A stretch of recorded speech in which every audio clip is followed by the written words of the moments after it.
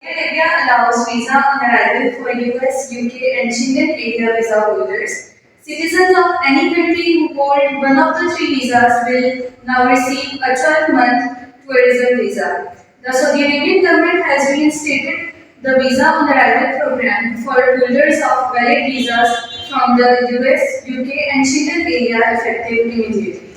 Saudi press agency said that citizens of any country who hold one of the three visas and who are traveling on one of the country's national carriers, Saudia, Flynas, or Flywell, can now receive a 12-month tourism visa on arrival in Saudi Arabia without needing to apply in advance.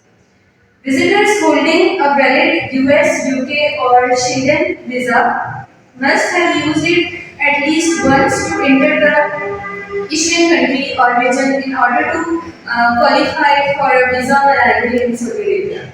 Citizens of any country eligible for the e-visa program, which was introduced in 2019, may also receive a visa on arrival, regardless of airline they are traveling with.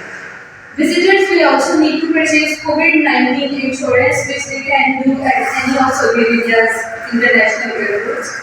Saudi Arabia, earlier this month, the kingdom also lifted the suspension on direct flights and from 17 countries, namely South Africa, Namibia, Botswana, and Afghanistan, etc.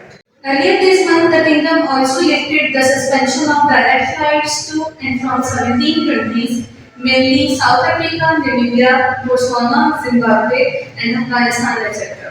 Saudi Arabia issues tourist visa on arrival to citizens of 35 countries, including US, Japan, New Zealand, UK, Canada, France.